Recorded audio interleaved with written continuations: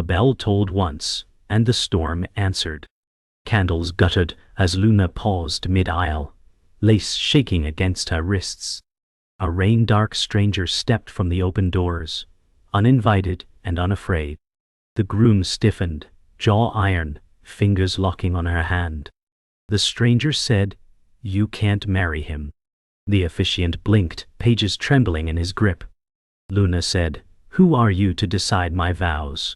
The stranger said, "I am the promise they hid, and the debt you carry." Thunder rolled like a verdict, and the choir fell silent. The groom said, "Leave before I have you thrown out." The stranger's gaze held Luna's, and something older than fear moved between them. The wind found her veil and lifted it like a warning. The officiant's Bible slipped and thudded on the marble. The congregation gasped, as if one throat. Luna said, "Tell me what you mean." The stranger said, "Blood knows blood, Luna, and tonight it collects." The storm pressed closer as whispers rose. Luna said, "If there is truth, say it before all of them." The stranger said, "Your mother bargained, Luna. She traded your first vow to save your life." The groom's grip eased but did not release. The officiant said, "This is not the place for old debts." The stranger said, "It is the place for vows, and this vow predates yours." Luna felt the church tilt, memories unspooling like thread. She saw winter nights, fever, the hush of a secret name. The groom said, "He is lying to shatter this union." The stranger said, "Ask your heartbeat why it knows mine." Thunder rolled, and something in her steadied. Luna said, "Then prove it without breaking me more." His eyes held a patient grief, as if he had waited through storms before this one. Silence spread like oil on water. The stranger said, "Your name at birth was marked in the old book." The officiant said, "There is no such record here." The stranger said, "Not in church ledgers. In the book your mother kept." Luna felt the heat of every gaze bite her skin.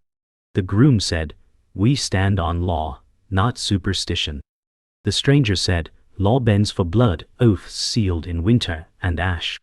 Her breath measured in cold clicks. Luna said, "If this is a threat, I deny it." He shook his head once, rain darkening stone at his feet. The stranger said, "Not a threat. A claim you deserve to understand." Thunder thumped like a slow drum, and the air grew dense with memory. A woman stepped from the back pews, eyes rimmed in red, hands knotted white. Luna's mother said, "Enough." Luna turned as if pulled by a wire. The mother said, "I bargained when your fever would not break." The groom said, "You owed no one our future." The mother said, "I owed her heartbeat." The stranger said, "She asked the old pack for a life." The officiant flinched at the word and crossed himself. Luna said, "Pack?" The stranger said, "You were born under a promise to me." The mother said, "It was the only door open in snow." Thunder cracked, and fear softened into a cruel clarity. The stranger stepped closer, and the church seemed to shrink. He said, "I carry the mark she accepted." He opened his palm, and a scar glimmered pale. Luna felt the echo like heat against her wrist. The groom said, "Enough myths." The stranger said, "Touch it and tell me you feel nothing." Luna reached, then stopped, breath catching at the edge of a choice. The mother said, "Child, I am sorry." The officiant said, "This ceremony cannot continue in deceit." Rain hammered the doors as if the night demanded entry. Luna said, "If I touch it, I end one life and begin another." The stranger said, "Yes, but only the true one." The doors shuddered under the storm's fists. Luna said, "Let every ear in this church hear it, or I will never be free." The stranger said, "Then hear the night your life was bought." He told of snow so deep it smothered sound, and a child's fever burning her into shadows. The mother said, "I found the old pack before dawn." The groom said, "You turned to beasts for a promise."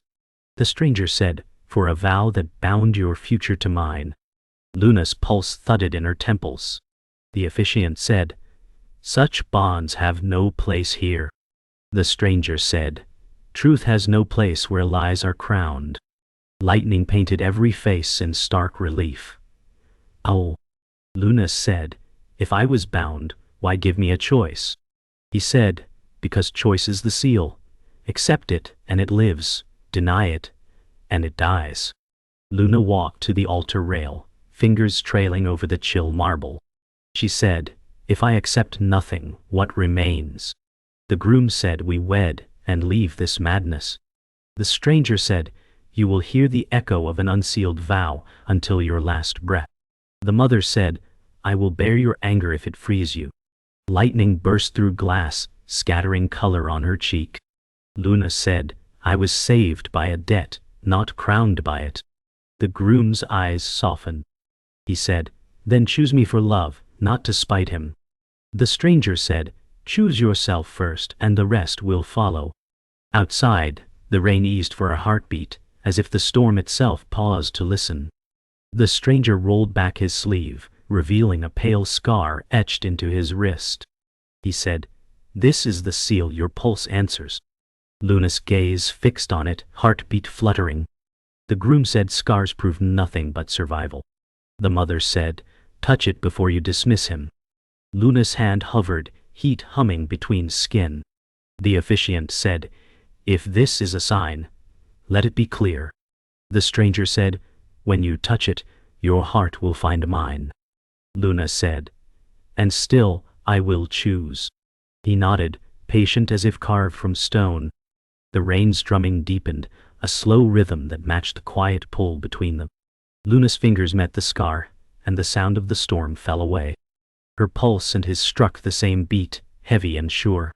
The stranger's jaw trembled once before hardening. The groom stepped back as if burned. The officiant's lips parted without words. The mother covered her mouth, eyes wet. Luna said, "It's real." The stranger said, "It always was." The groom said, "That does not make him your future." Luna's gaze stayed on the scar, the warmth threading into her arm. Outside, thunder returned, softer now, almost like breath. The moment stretched thin, ready to snap or seal forever. The stranger pulled his sleeve down slowly, as if tucking away a truth too dangerous to leave bare. Luna stepped back, heart still echoing his. The groom said, "Walk away now, and we leave this curse behind." The mother said, "There is no leaving what is blood-bound." The officiant said, "Then the sacrament waits until her path is clear." Luna said, "No one will choose for me again." The stranger's gaze softened, but his stance did not yield. Lightning lit them all in white for a breath, and in that flash Luna felt both the weight and the freedom of standing on the knife's edge of fate. The church air thickened, carrying the scent of rain and fear. The stranger said, "They will not stop until the bond is broken or fulfilled." Luna said, "Who are they?" He said, "The pack that watched you grow from the shadows." The groom stepped forward, fists tight. He said, "I will not have my life ruled by creatures." The mother's gaze dropped, guilt etched deep. Luna said, "Why didn't you tell me?" The mother said, "Because your choice had to be yours, or the vow would shatter." The officiant said, "This is no longer a wedding, but a reckoning." Lightning flared, casting their faces in pale fire. The storm beat harder, as if pushing them toward a decision none wanted to make. The stranger's voice lowered, every syllable weighted. He said, "The bond is not only yours. If you deny it, I die." Luna's breath hitched. The groom said, "Manipulation." The stranger said, "Fact." The mother whispered, "It was the price for saving her."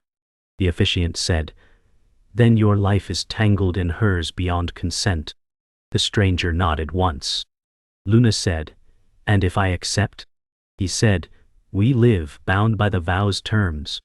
The rain hammered the roof, as if sealing the conversation in water and steel. Her mind raced between lives she could not hold at once. The groom's jaw locked, his eyes begging her to turn away from the stranger. Luna said, "If I deny it and you die, am I not the villain?" The stranger said, "You would be free, but at a cost only I could pay." The groom said, "That's not love, it's debt." The mother said, "It's survival." The officiant said, "Survival born from darkness carries its own chains." Lightning cracked, staining the nave in fractured color. Luna said, "I want neither chains nor blood on my hands." The stranger's eyes softened, as if he had expected this battle in her heart. Outside, the wind howled like a call. The mother turned her face toward the sound, her lips moving silently, perhaps in prayer. The stranger stepped closer, his shadow swallowing the light on the floor. He said, "I would rather die than see you in a cage you did not choose." Luna's eyes flicked to the groom, then back. The groom said, "Then leave and let her choose me." The mother's breath caught. The officiant raised a hand as if to halt words before they cut deeper. Luna said, "You speak of choice, yet your presence shapes it." The stranger said, "I will go if you ask." The storm quieted for a moment, the stillness unnerving. Every face waited for her answer, the air heavy enough to crush a whisper. Luna's lips parted, but no sound came. The storm returned in a sudden roar, rattling the chandeliers. She looked at the stranger and said, "Stay, until I decide." His eyes closed briefly, relief and dread mingling. The groom exhaled sharply, turning away. The mother lowered her head, perhaps grateful for time. The officiant said, "Then the ceremony halts." Lightning lit the church white, freezing them in a tableau of indecision. Outside, the rain's rhythm grew more deliberate, as if counting down. Luna stood rooted, the weight of two futures pressing her into the stone beneath her feet. The stranger's eyes shifted to the mother. He said, "Tell her the part you buried deepest." The mother trembled. Luna said, "What more could there be?" The mother's voice cracked. "You were not born mine." The groom's face drained of color. The officiant whispered a prayer. Luna's knees weakened, the aisle seeming longer than a lifetime. The stranger said, "Her bloodline is mine, bound before your first breath." The mother cried, "I raised you as my own to keep you safe." Thunder boomed, shaking the floor. Luna's voice was barely air. "Then, who am I?" The stranger's reply came like steel wrapped in velvet, the air they hunted. Thorns seemed to hush for her answer, but none came. The mother stepped forward, reaching for Luna's hand. "I stole you from the bloodline to save your life." The stranger said, "And by doing so, you sealed the vow with theft." The groom's voice was sharp. "You speak in riddles." The officiant said, "No, in curses." Luna's chest ached with the weight of a name she did not know. "If I was never yours," she said to the mother, "what am I to you now?" Tears streamed as the mother whispered, "Everything. Always." Lightning flashed, bleaching every color to bone-white truth. The stranger stepped closer, lowering his voice. "Your true mother died in the winter hunt. I swore to protect her blood." Luna felt the church tilt, the walls leaning in to hear. The groom said, "So, this is about inheritance?" The stranger said, "It's about survival. Yours, mine, the pack's." The officiant's hands trembled against the altar rail. Luna's heart hammered like a drum in an empty field. "And if I refuse?"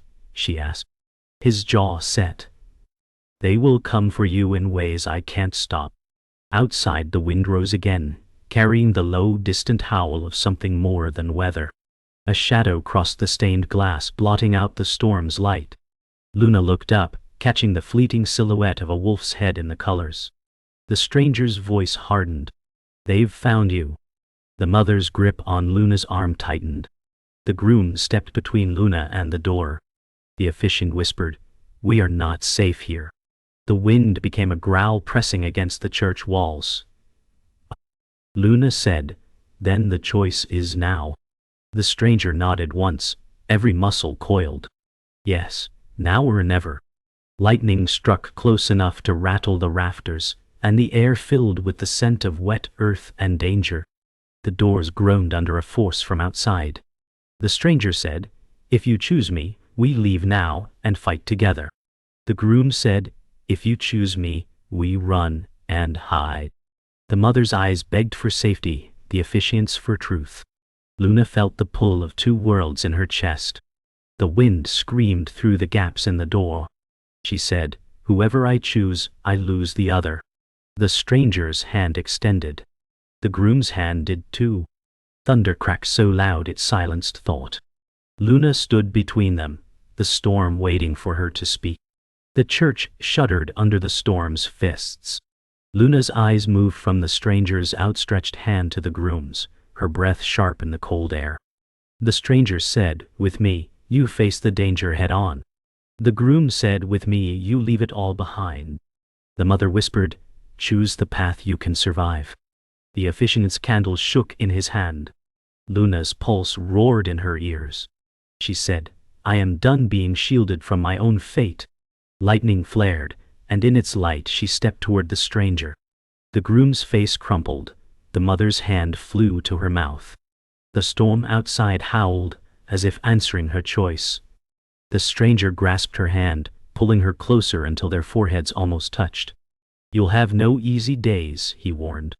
Luna said, "I'll have no more false ones either." The groom turned away, fists trembling at his sides. The mother's tears streaked freely now. The officiant said, "Then this place cannot bind you. Go." Thunder cracked above them, rattling the rafters. The stranger's gaze softened for the first time. He said, "We run now, or we bleed here." Luna nodded once, resolve settling like armor around her shoulders. She did not look back. The storm's breath seemed to draw them toward the waiting night. The doors burst open, wind and rain exploding into the nave. Beyond them the courtyard churned under silver sheets of water. The stranger pulled Luna forward, boots slipping on wet stone. The groom shouted after them, but the storm swallowed his words. The mother's figure blurred in the downpour as she stepped toward the doorway, her cry lost. Lightning split the sky, painting the world in stark whites and blues. Luna clung to the stranger's arm, her gown heavy with water. Each step away from the church felt like tearing from one life into another. The cold bit deep, but her heart burned hotter. They reached the edge of the courtyard, where the shadows of the forest reached toward them like claws. The stranger said, "Once we cross, there's no going back." Luna's breath clouded in the icy air. She said, "Then we cross." Behind them, a wolf's howl tore through the storm, closer now. The stranger's grip tightened. The groom's voice, faint through the rain, called her name one last time. She didn't turn. The trees swayed, their black silhouettes bending under the wind. The stranger led her forward, and the forest swallowed the last glow of the church's light. Inside the forest, the storm softened under the canopy, replaced by the steady drip of rain from the leaves. The stranger slowed, turning to face her fully. "From here, you're part of the pack, whether you stay or go." Luna met his gaze. "Then I stay until I know who I am without the lies." His lips curved, not in victory, but in recognition. Behind them the howl came again, answered by another, then a third. Luna felt her pulse match the rhythm of their calls. For the first time that night, fear gave way to something else, belonging. The forest closed around them, branches swaying like watchful sentinels, their tips glistening with rain. The stranger said, "You will hear them before you see them." Luna's voice was steady. "Will they welcome me?" His pause was heavy. "They will test you first." Raindrops slid from her lashes to her jaw, cold against the heat of her skin. The path narrowed, roots clawing up through the mud, forcing her steps to slow. Each breath drew in the scent of pine, wet stone, and something feral beneath it. Behind them, the church's glow had vanished completely, swallowed by dark. A howl rose far off, sharp, slicing through the rain. Luna said, "Then I'll meet them as I am, not as they wish me to be." The stranger's faint smile flickered like a candle in wind. They stepped into a clearing where moonlight pooled like silver fire across the grass. Shadows shifted along the tree line. Tall, still, patient. The stranger said, "The pack." Luna's heartbeat echoed in her ears. "Do they already know?" she asked. A deep voice from the dark answered, "We know everything."